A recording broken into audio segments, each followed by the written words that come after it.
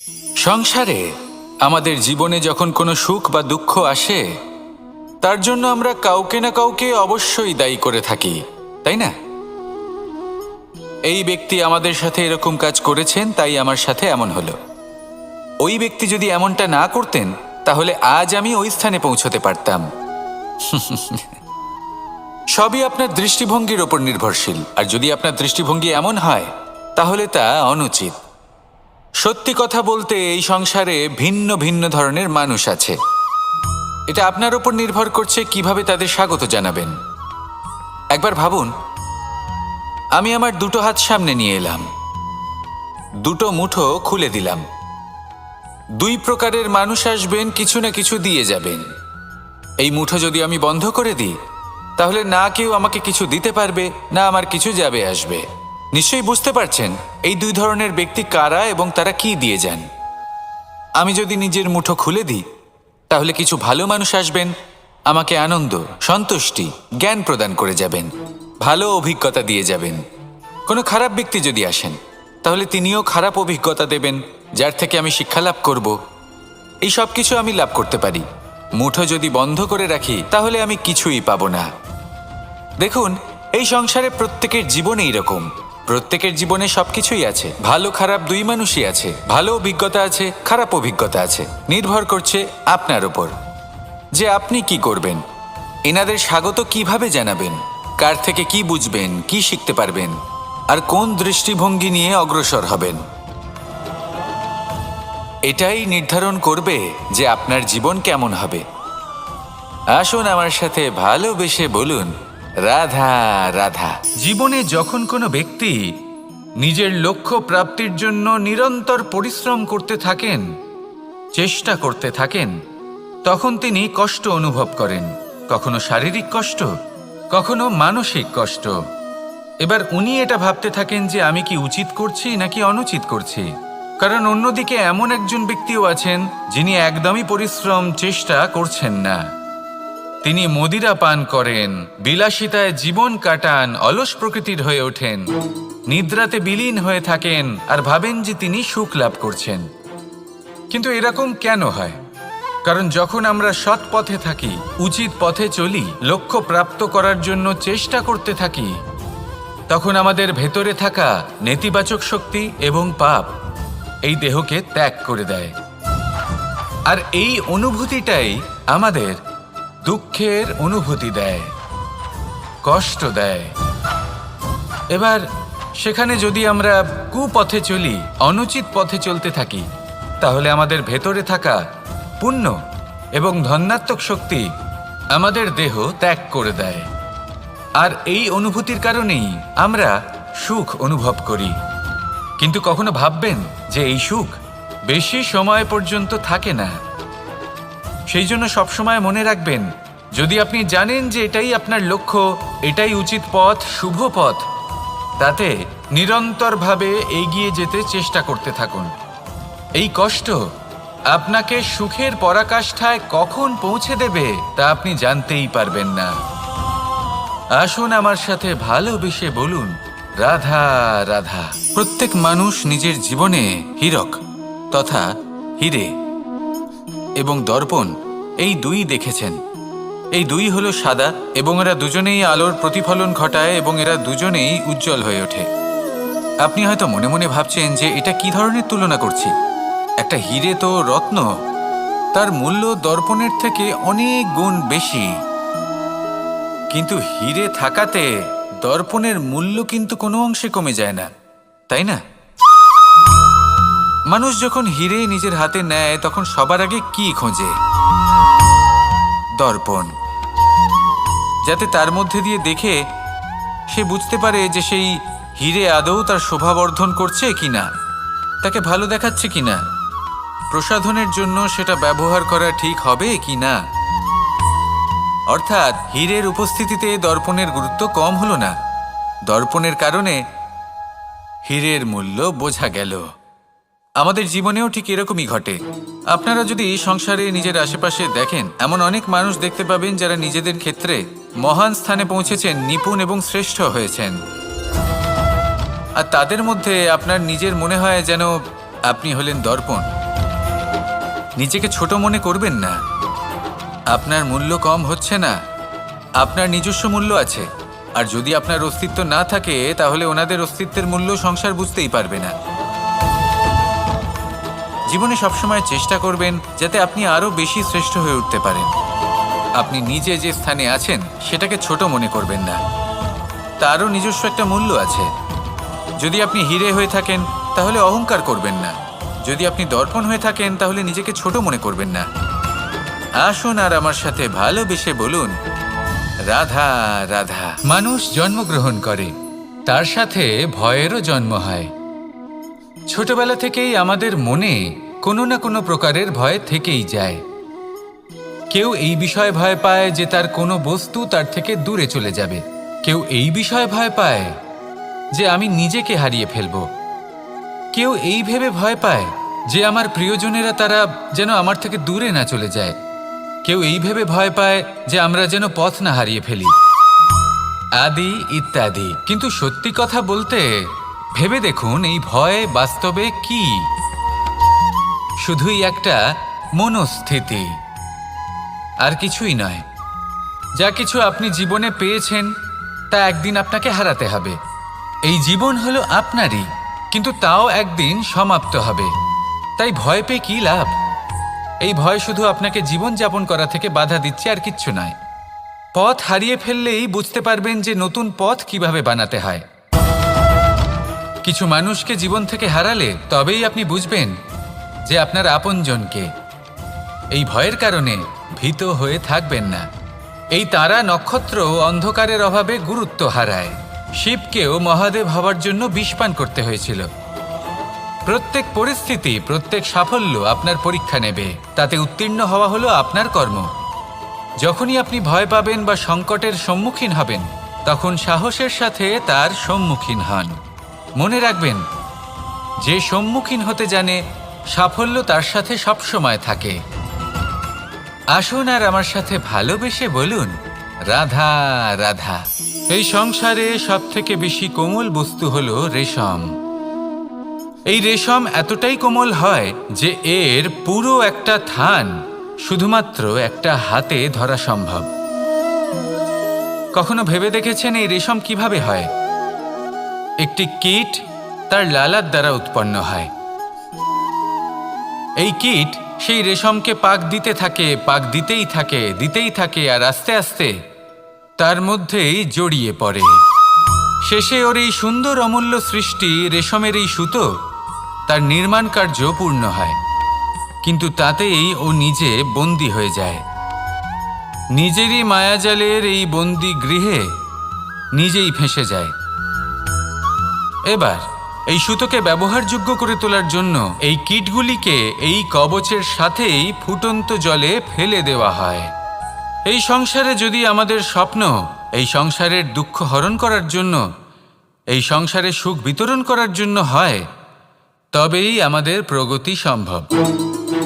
যদি আমাদের এই স্বপ্ন শুধুই আমাদের এবং আমাদের স্বার্থসিদ্ধির জন্য হয়, তাহলে এই স্বপ্ন আমাদের অন্ধ করে দেবে, আমাদের অন্ধকারের পথে নিয়ে যাবে, আর আমরাও সেই কীটের মতো হয়ে যাব। নিজেদেরই মায়াজালে আমরা নিজেই ফেঁসে যাব, আর শেষে আমরা যদি কিছু লাভ করি তা হবে একাকিত্ব, অন্ধকারময় মৃত্যু। তাই স্বপ্ন অবশ্যই দেখুন, কিন্তু এমনভাবে স্বপ্ন দেখবেন না যে তার এই বন্দিগৃহে আপনি নিজেই ফেঁসে গেলেন। স্বপ্ন দেখুন পরোপকারের, পরমার্থের, সবাইকে উদ্ধারের, অন্ধকারের নয়।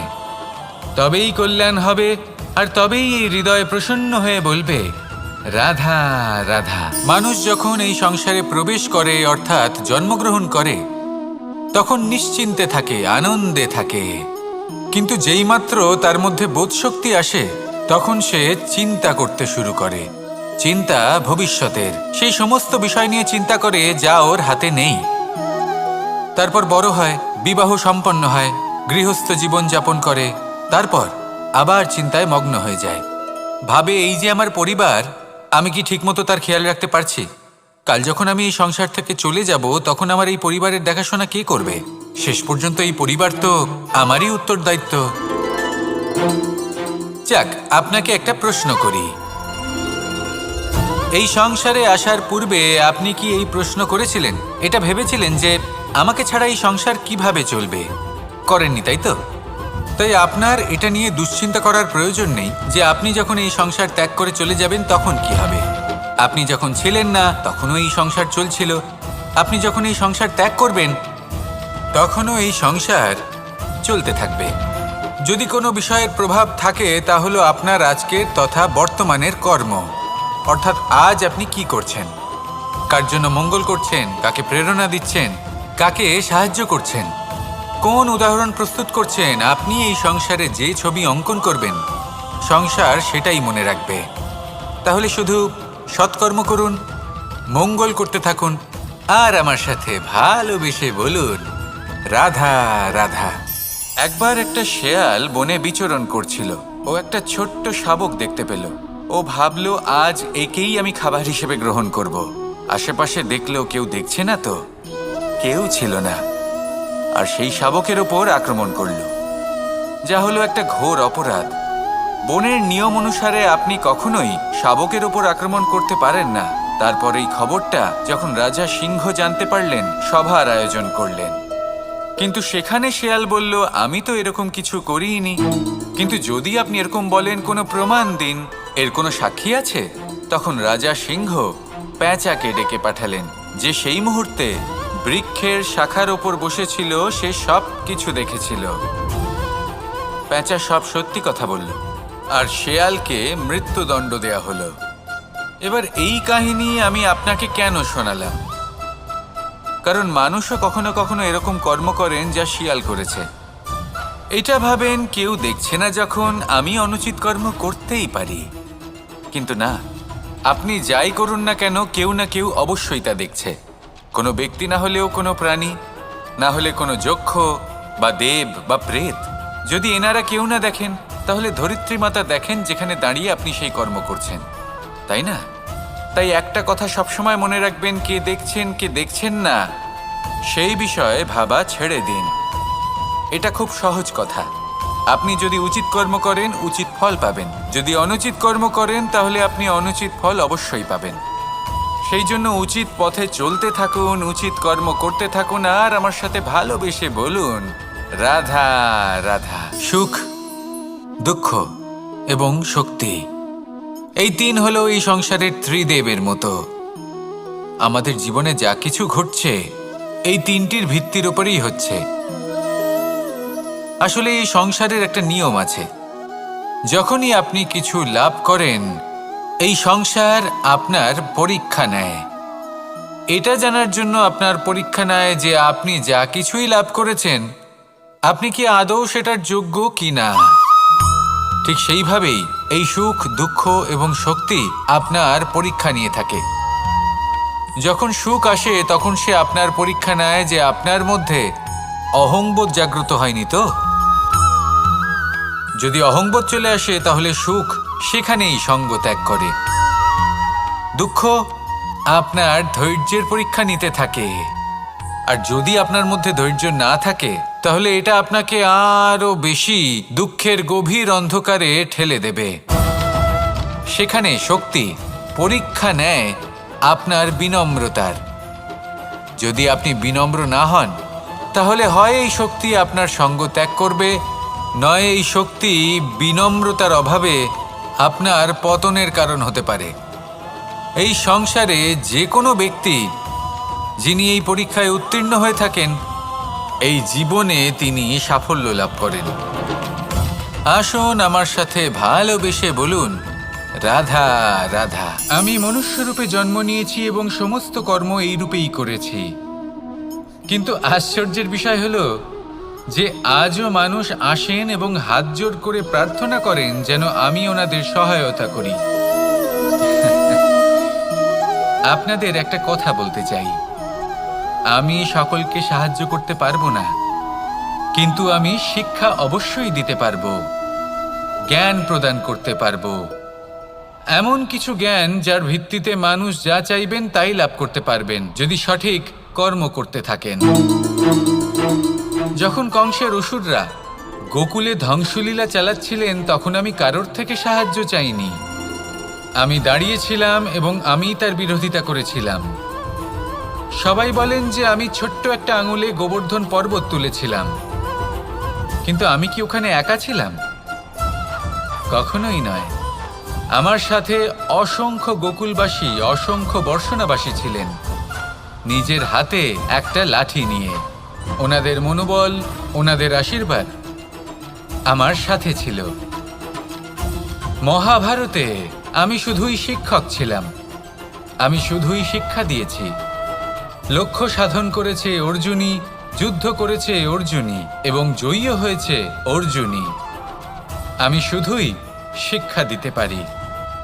অবশেষে আপনাকে শুধু এটুকুই বুঝতে হবে যে ঈশ্বর সবকিছু করতে পারেন না, করতে হবে আপনাকে। ঈশ্বর আপনাকে আশীর্বাদ করতে পারেন যে কাজ আপনি মন থেকে করবেন সেটা অবশ্যই পূরণ হবে। সেই জন্য নিজের লক্ষ্যের পথে এগোতে থাকুন। চেতনা, বিবেক এবং পরিশ্রমের দ্বারা আপনার যা যা স্বপ্ন আছে, যা লক্ষ্য আছে, আপনি অবশ্যই লাভ করবেন। আর এই মন সুপ্রসন্ন হয়ে বলবে, রাধা রাধা। ভোজন। এই সংসারে যেই হোক না কেন, কোনো মানুষ হোক, কোনো প্রাণী হোক, কোনো কীট হোক বা কোনো বনস্পতি হোক, প্রত্যেকের জন্য ভোজন অতি আবশ্যক। কারণ ভোজন থেকেই শক্তি পাওয়া যায়, আর সেই শক্তি দিয়েই সংসারের, আমাদের জীবনের সমস্ত কার্য করা যায়। এবার এমন এক ধরনের শক্তি হয় যা শীতের ঋতুতে সূর্য থেকে আমরা পেয়ে থাকি, আর আরেক ধরনের উত্তাপ হয় যা দিয়ে ভোজন রান্না করা হয়, সুস্বাদু নানান ধরনের ভোজন।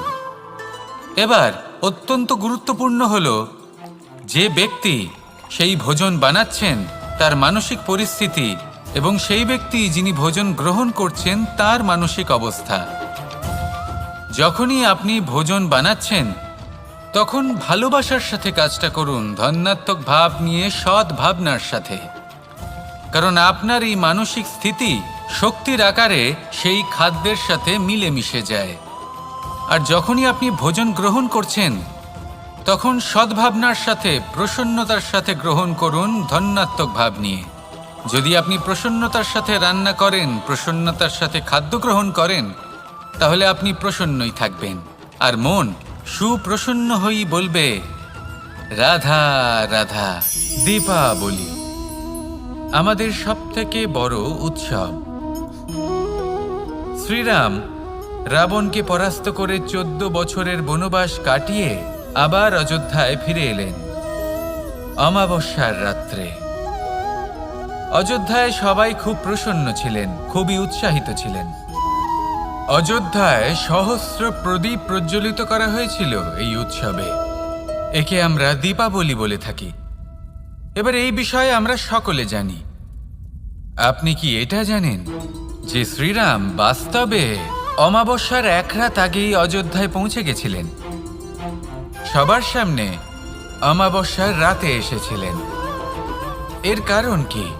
শ্রীরাম প্রমাণ করতে চেয়েছিলেন যে যে কোনো সময়, দিন হোক বা রাত, শুভ বা অশুভ হয় না। শুভ অশুভ কিছু থাকলে তা হলো মানুষের চিন্তা, তার ভাবনা, তার নির্বাচন আর তার কর্ম। নিজেই দেখে নিন, শ্রীরাম শুভ কাজ করে ফিরেছিলেন এবং অমাবস্যার মতো গভীর এক রাত্রিকেও দীপাবলিতে পরিবর্তিত করেছিলেন। এমনটাই যদি আমরা করতে পারি, তাহলে এমন কোনো গৃহে যান যেখানে অসহায় ব্যক্তি রয়েছেন, যা অন্ধকারাচ্ছন্ন, আর সেখানে প্রকাশ প্রজ্বলিত করুন। প্রকাশ সহায়তার, প্রেরণার, আশার। যদি এমন কিছু আমরা করতে পারি তাহলে তাকে প্রকৃত অর্থে দীপাবলি বলা যেতে পারে।